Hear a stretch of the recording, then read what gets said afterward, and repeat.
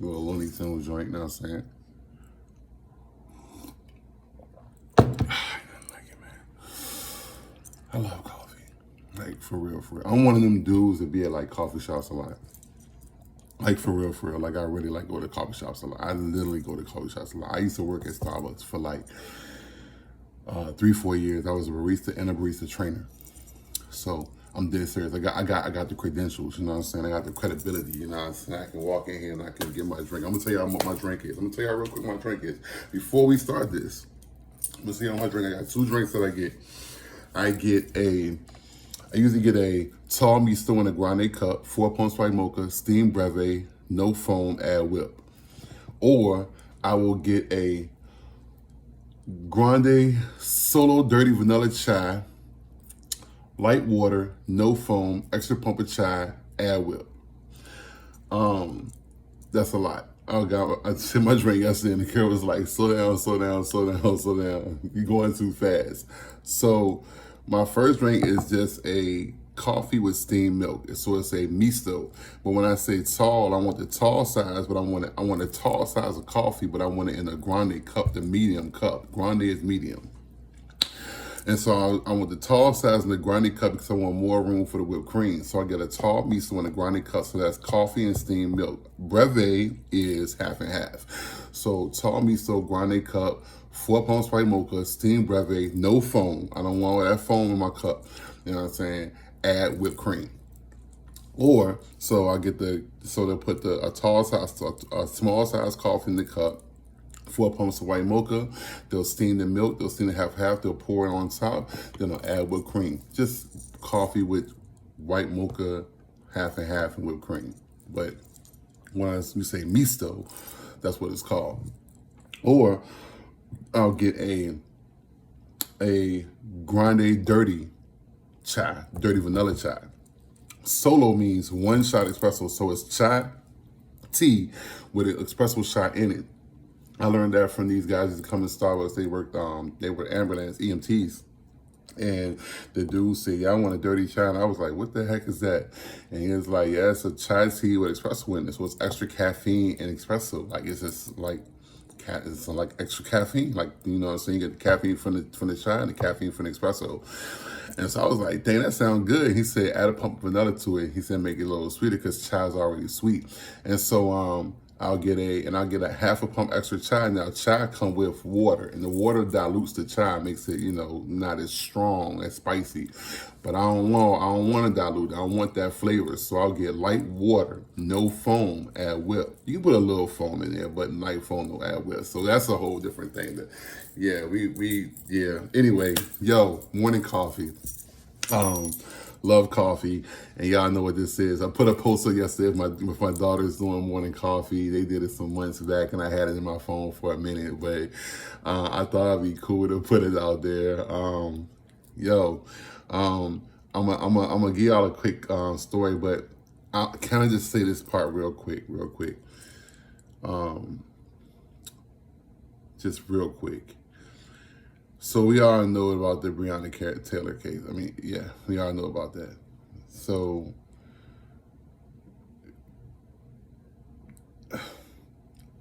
y'all saw the video of my 2 daughters?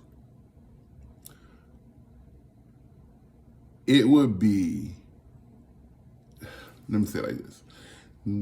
The family was awarded $12 million.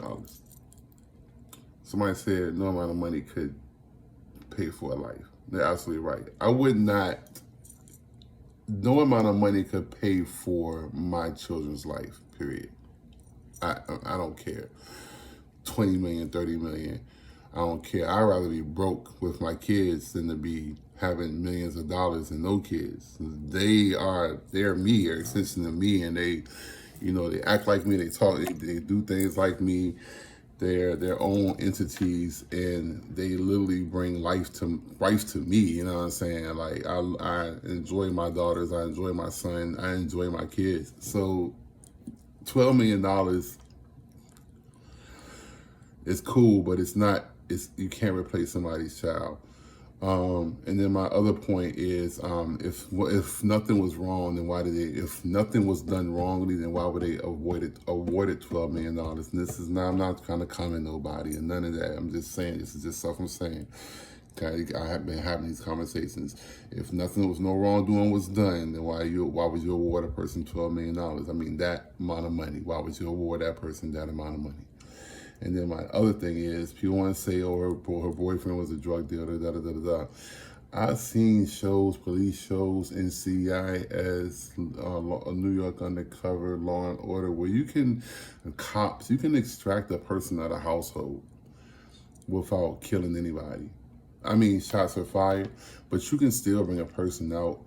And not to be funny, every person that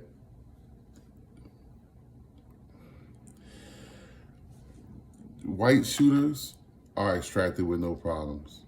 They're taken down and they are literally taken into custody with no problems. And they're holding assault rifles, like, you know what I'm saying? Assault rifles that got large rounds that can really take you down, like, in your life quickly. So I just feel like, you know what I'm saying, regardless of the fact that her boyfriend being a drug dealer, whatever the case may be, you can still extract a person out of a household without murdering somebody. And that's how I feel, you know what I'm saying? And I said this also before too. A lot of times people don't like for people to say certain things. And so a lot of times people want you to say certain things. Me being a black person, I got to say what I have to say.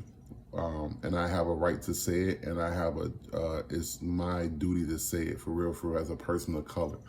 I'm black and I wake up black every day, literally. I've never been ashamed of being a black person. I love the fact that I'm a black person. My kids love the fact that they're black also.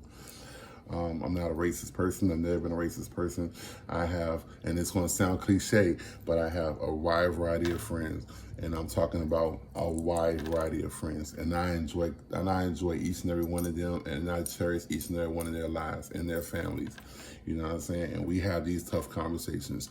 So me being an adult male, a black adult male that can have a conversation with white, Caucasian, European, Filipino, Mexican, Puerto Rican, Portugal, Guyanese, Chinese, Vietnamese, Japanese, Korean, Creole, Haitian, Irish. I can have a conversation with all those people.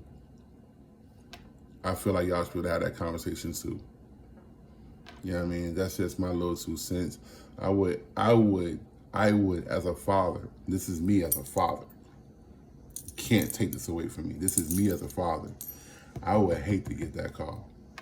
And no amount of money you give me is ever going to take away that hole that will be there. Literally. There's no amount of money that will take away the hole and the emptiness of that space that's occupied by the love of my kids who will ever be able to fill that void ever. God is the only one that would. And it would literally take an immense amount of me reaching for him and allowing him in to fill that void. So, bruh, yeah. So anyway, that's my little 2 cents on that. We're going to jump right into this Clifton story real quick, man. I hate to drop that on y'all, man, but I felt like, it's me to be said. That's why I posted a video, too, just to show y'all, like, you know what I'm saying? Being a parent, this is just to parents, man. Just straight up to parents, man. No parent wants to outlive their children. No parent. No parent. You want to see your kids grow. You want to see them mature. You want to see them live their best lives. And you want to see them do great exploits. Literally. As a parent, that's what you want to see happen for your kids.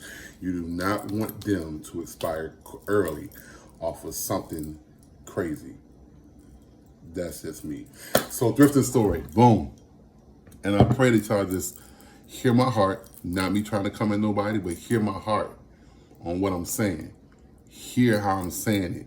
Like, literally listen, because a lot of times we communicate with people and people are always like, I'm known for this, and I'm not known for this. I have this issue too. I'm ready to react and I'm ready to respond versus listening. I'm a person that does that a lot of times, and I have to dial it back and be like, hold up, Damien, listen to what the person's saying. Like, literally listen to them and hear what they're saying before you respond. Like, really listen before you respond. and actually look and hear their heart. Listen and hear their heart, and then look at them and look at their face and listen to what they're saying before you respond, and take it out of context and not understand where they're trying to come from. So boom. And y'all know I'm a smile, man. For real, I'm gonna bring it back with a smile, man. But at the end of the day, it's heavy, but I pray it opens up more dialogue and more conversation between not like-minded, but people who have different views. But not to a point of where your view is going to overpower me and you're not going to hear what I got to say, or you're already set in how you feel and there's no room for debate or no room to give you any information other than what you already feel. So if we approach the table with a mindset of, let me hear what my brother got to say and let me hear his heart, and then not come with this preconceived idea of this air of whatever, then it'd be good. So me and Thomas was at Bellwood one weekend, man, and I put the picture up so y'all could see it. You know what I'm saying? The proof is in the pudding. You know what I'm saying? We walking through Bellwood, and and this is how I tagged him because he was there. That's my dog. We were walking through Bellwood. We came to this dude. Older guy, cool guy, man, bald head, kind of stocky dude. And he had a table full of band tees, wrestling tees. I'm talking about everything. And so we like, dang, man, he got a boatload. So, of course, when you see a person with that much merchandise, you know what I'm saying, and with that variety and that caliber of t-shirt, you know what I'm saying, of course you're going to think he's going to say crazy prices like, you know, $100, $50, $60, whatever, you know what I'm saying, that you probably not gonna want to pay, you know what I mean, because it's like, how I'm gonna buy a lot, you know what I mean, flip, or how I'm gonna buy a lot and whatever. So we said, how much? And this dude, no lie, says 50 cents. Let that sink in.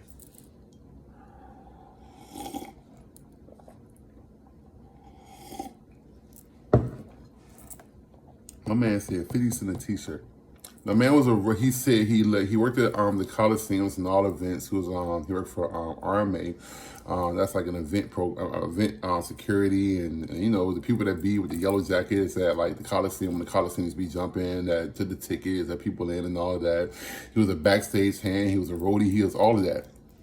And he said he had been doing it for 20 something odd years. You know what I'm saying? He'll go to all these events, and he met all these rock stars and all the wrestlers and all of these different events that went on. He always got the merchandise. They would give him free t-shirts and stuff like that. And he just kept the stuff over the years.